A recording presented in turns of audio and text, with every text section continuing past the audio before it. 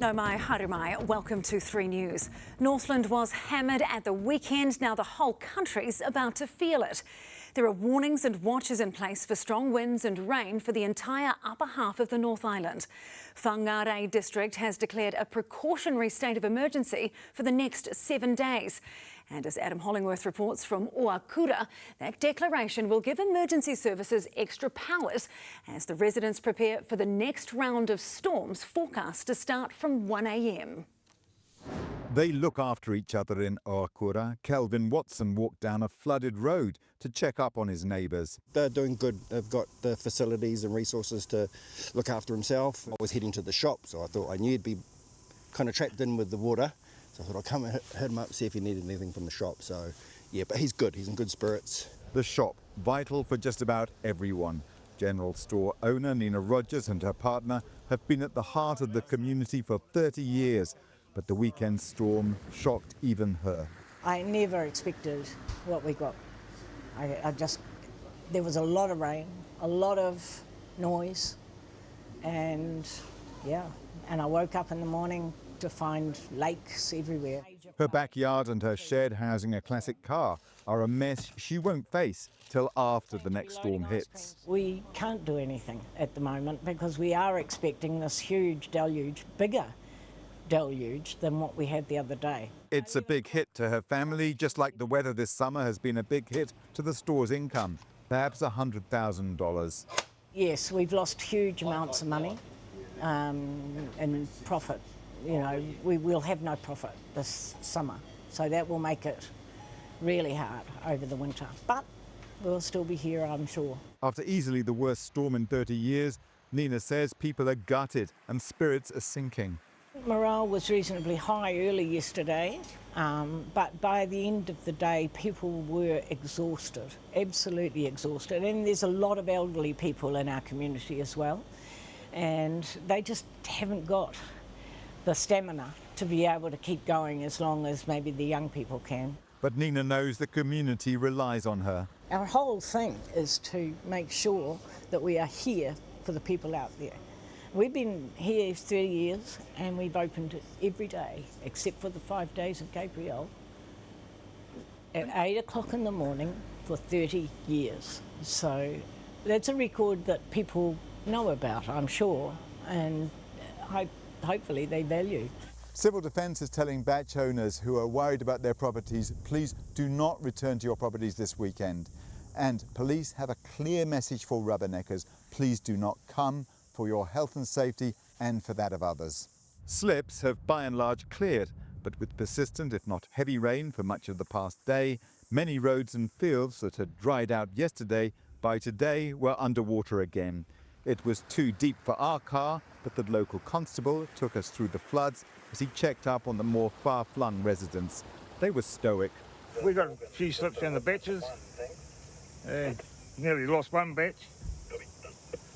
But that's what they do, with nature. Civil Defence Minister Mark Mitchell went to Oakura to meet affected residents. His message: we're with them. Everyone, the community's come together and there'll be support and we'll make sure that we get through it. We know this next weather event is coming through, so the best response is a whole of community response. So people take some personal responsibility, make sure they are clearing their own drains, make sure they've got a grab bag. Residents may be exhausted, but they will need to give it one more big push as the next weather front closes in. Adam joins us now from outside the Emergency Operations Centre in Whangārei. Adam, what's the story with this precautionary state of emergency?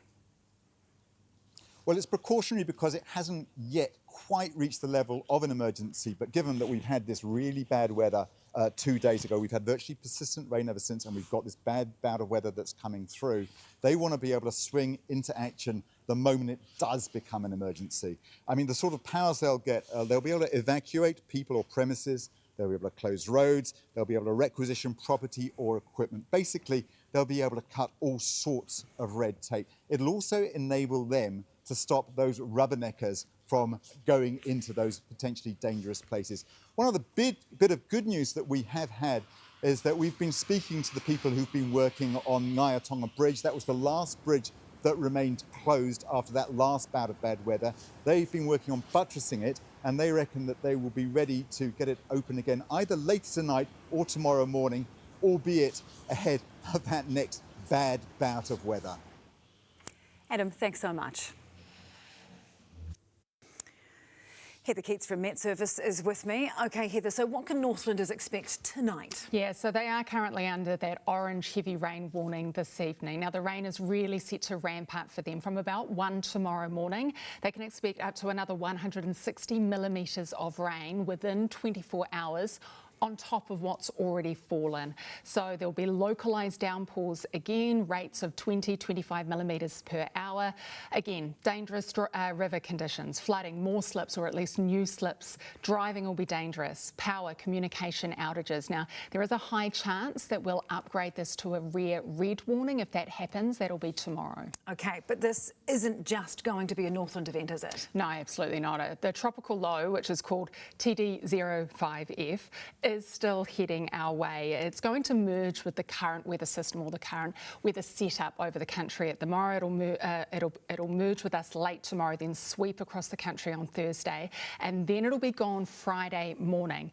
But it's not just Northland. We are very concerned for the Coromandel Peninsula, for Bay of Plenty and northern Gisborne, specifically for heavy rain, for flooding and slips. There's a high chance of an upgrade to red also for the Coromandel Peninsula. We've got strong winds set to affect other parts of the North Island, including Auckland and the upper and central South Island. It is a widespread event. OK, and as if emergency services didn't have enough to contend with, they've also got to keep an eye on the sun. What's going on there? Yeah, so there's been a coronal mass ejection from the sun, essentially a really large solar storm that's headed to Earth. This can have huge impacts on power by sending unwanted currents through our grid. Fortunately, while this storm is a really large storm around the world, for New Zealand, Transpower has said it's all okay, and at this stage we won't see any impacts to customers. However, Earth's weather not playing ball, and there is likely to be impacts to our power from Earth weather. So again, communication and power outages likely. It's just a good reminder that you need to be prepared, not just for Earth's weather, but also space weather. A lot going on. Thank you for breaking it down for us. Heather Keats from MetService, Tēnā koe.